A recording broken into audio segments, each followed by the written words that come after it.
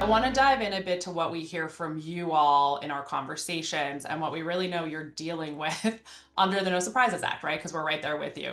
While I speak with many of you around the current state consistently, and there could definitely be a never ending list of the issues here, I have identified sort of four overarching headaches that we all deal with daily. So, that first is really process management and visibility.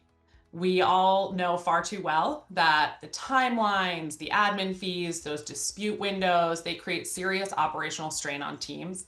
Many payers, many of you who I've spoken with, are still stuck in manual workflows. And when delays happen, you're risking penalties or default arbitration losses, which can lead to high administrative costs.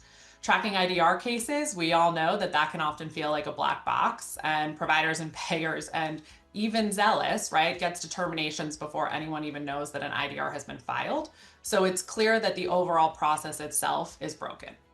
Second is that provider opposition and arbitration strategies. So we see more and more providers using loopholes, right, as they become more educated about this NSA process, leading them to routinely skip that open negotiation process and head straight to IDR. Often with arbitration vendors, such as that one Vanessa spoke about, right, in tow. Some clients have even seen awards above their billed charges, which we know one can't pay out on. And one attendee that we had in a recent conversation said best that providers are using loopholes to submit ineligible claims. And based on what we see daily across our volume, right, that 23% that Vanessa called out of margin of error, but truly that 50% that we're coming up as saying ineligible when we're submitting briefs for, we couldn't agree more with that sentiment. Third is really data quality and eligibility issues. As one client put it in a recent conversation with me, if you put garbage into the CMS website, it carries throughout that entire process. So bad data in really equals bad data throughout. And multiple clients of ours have flagged that errors or that incomplete data submitted through that portal can persist throughout that process, right? And it skews outcomes at the end of the day. For example, you could be named as the payer, even if it's not your claim, which leads to incredible frustration on the back end and the potential of you having to pay out on awards that aren't even yours.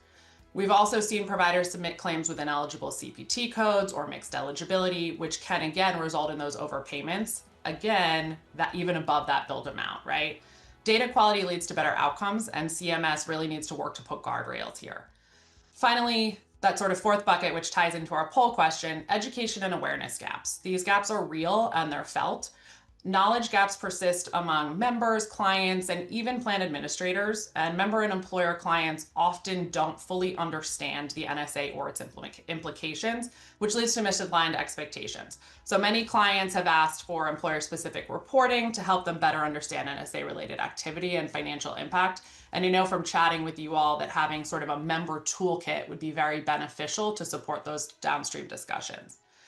As a reminder, the regulatory landscape, as Matthew spoke eloquently about earlier, is rapidly shifting.